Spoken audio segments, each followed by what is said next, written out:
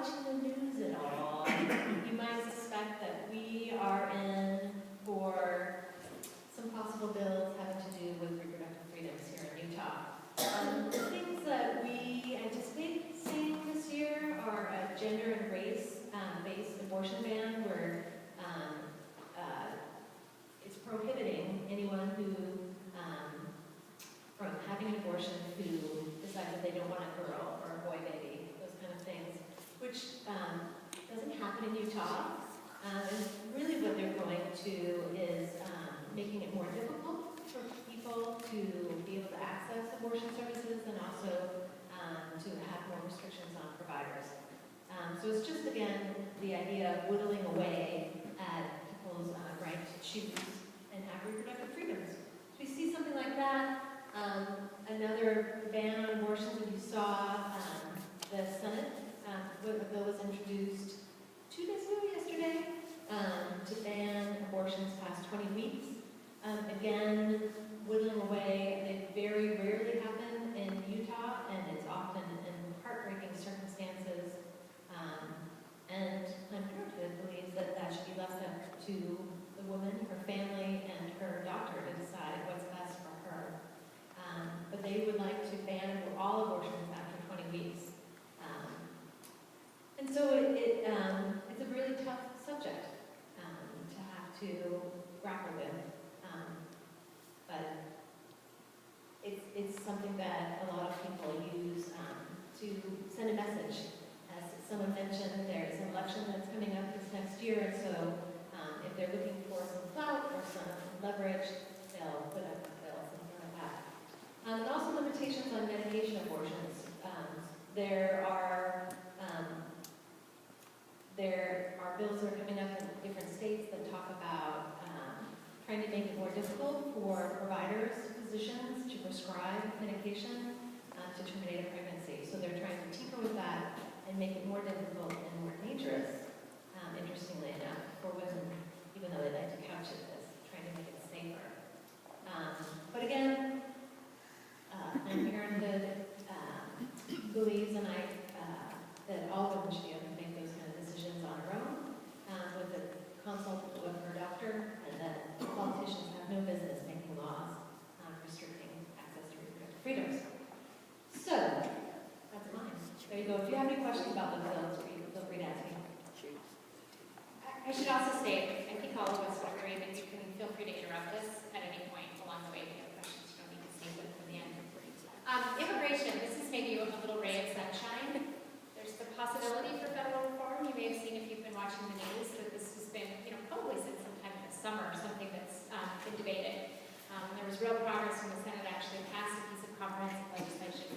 I bring all this up because in the past several years, Utah has sort of led the nation in terms of passing restrictive state-level immigration reform, some of which has had to be challenged in court. But, I think having the possibility of some real solutions at the federal level has sort of calmed things down at the state level. So the past several years, we actually haven't seen any legislation, and I'm really hopeful we won't see any again this year, and that our legislators at the state level will think better of the idea and let the federal government do its job and regulate immigration at the federal level.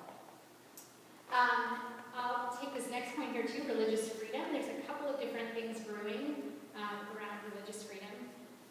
I gave a talk earlier today actually, and one of the things that I ended with was this idea that I think religious freedom is sort of one of the issues of our day that we're going to be grappling with, and that I think states across the nation are going to be dealing with, and in particular sort of where your own personal religious beliefs bump up against somebody else's right to live their life and to be free from discrimination and to have access to health care. And so I bring that up because this idea of a Religious Freedom Restoration Act, these are bills that are introduced in states to give sort of additional protections to the ability to practice your religion. And in some of the more extreme examples, we saw one introduced in Utah a couple of years ago. It basically said, you can use the exercise of your religion as an excuse or to justify any sort of act of discrimination that you engage in. So that's pretty extreme. You could, whatever sort of discrimination you might like to engage in as a business owner, you might want to exclude people of a particular ethnicity or race, and you could do that under this proposed proposal on grounds that you were just following your religion. So hopefully we won't see something quite that extreme, but I do expect that we will see some form of what's called a RFRA introduced in our state this year. The other bill I wanted to mention, the Student Religious Freedom Bill.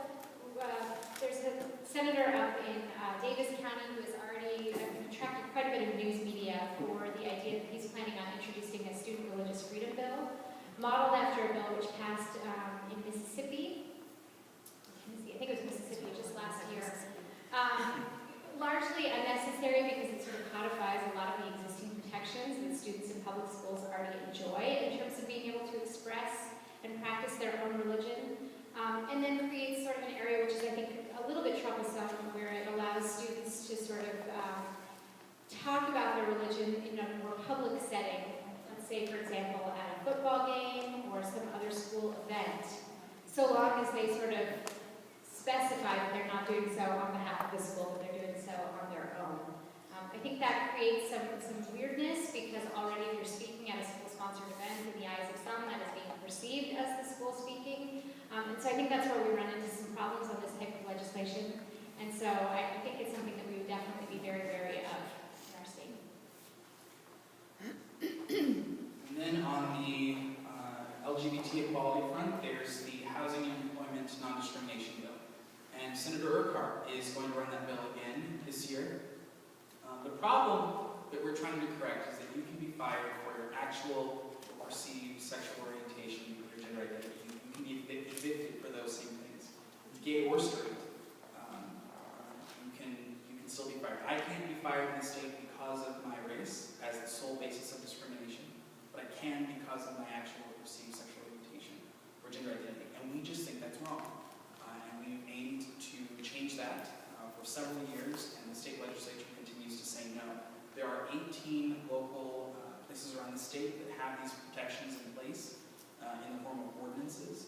There's about 1.5 million people that are protected. That still leaves the majority of the state out of those protections. And there are some places in the most rural parts of our state where we're not going to be able to get an ordinance in the form of a local government. It's going to have to be a statewide bill.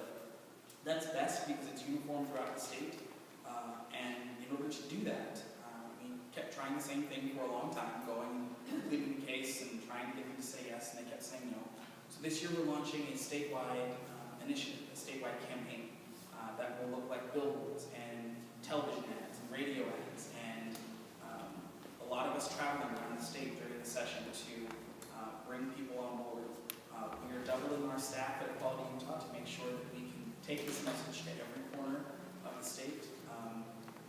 We have completely done a reorg to make sure that we are focusing solely on getting public policy passed. Housing and employment is not the only thing that we're focused on. We aim for full equality at Equality Utah. Oftentimes it doesn't seem that way because of our laser-like focus on housing and employment protections. But if marriage were the law of the land in America tomorrow, you can still be fired or evicted based on these characteristics, and that's wrong. And we are not going to get marriage in the state tomorrow, but we have a chance at getting this bill passed. Again, if we have support, and that's what we're aiming to do. There are other things that we'll be supporting throughout the year, and you can go to our website to be able to find all of those issues that we support. We will support all of these issues because these issues are our issues. But our main focus will be housing and employment legislation that is it's right now it's being worked out, all of the details and the language. It's all being put together so that we're ready to go when the session begins in January. Yes. Yes. Thank you.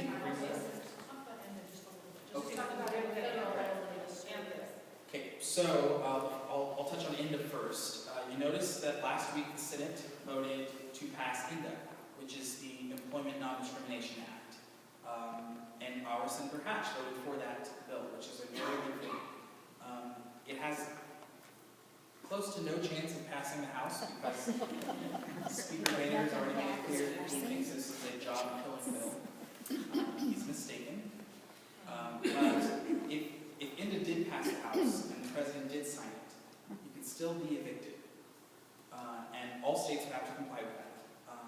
But our bill has carve-outs that mirror fewer employees or 4 or fewer units, you don't have to comply with any of these protections. So you can discriminate on most of those bases. If INDA were to pass, we'd still need to do housing. In most cases where their state legislatures are passing these bills, they go in tandem, housing and employment. Usually in other parts of the country where there's a local ordinance, like in Salt Lake City or in any local government, it's housing, employment, and public accommodations. But we, in 2009, took the public accommodations piece out and passed it with the housing and employment piece. So we're still pushing for this, even though INDA made it through the Senate for the first time.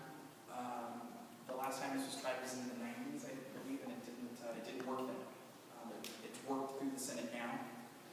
If it gets through the House, we still need the housing piece. So we're going to go for the full thing because it's unlikely that INDA will pass federally before the end of our legislative session. So, and now also to mention the postcards. We have created a postcard that is really handy. I brought a lot with me, so you can fill those out. And really, what you will be doing is sending a message to your elected officials, either locally or statewide, saying that you support this bill, that you support the housing and employment non-discrimination bill. It doesn't have a bill number yet or a title yet, but the concept, they know what that is.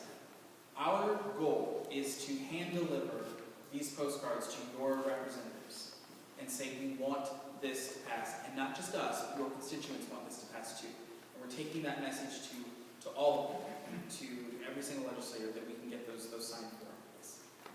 2 questions. Sure. First on the postcard, I've already done one. Okay. Do I need to do another one so my senator gets one and my legislator gets one? So if you want to fill out another one, you can, and we can take those to your mayor, to your city council people, to a member of the House, to a member of the Senate. We will take it to anyone who's elected that represents you in order to get this bill passed. Because again, city council people and mayors have influence in the state legislature with those people that they represent as well. So yes. So you do need to fill out multiple, or you'll be? You can if you want to. One is sufficient, but if you want to fill out another one, I'd gladly take that with me. And my second part Sure. is, since Oren supported ANDA, do you think that will have an impact on those Republicans in the legislature to pass the equality? It might. We're hopeful. It might. A lot of times our state representatives don't care very much for our congressional delegation. But in this term, it very well might. We haven't seen what that will look like yet, but we're hopeful. We're in conversation now with Senator Hatch's office about what that support would look like. To us, it's common sense that if you support a federal law, you would support one in your home state. But you can't always apply common sense or reason to politics, so we'll keep trying until we have an answer for that. Are there other questions for you?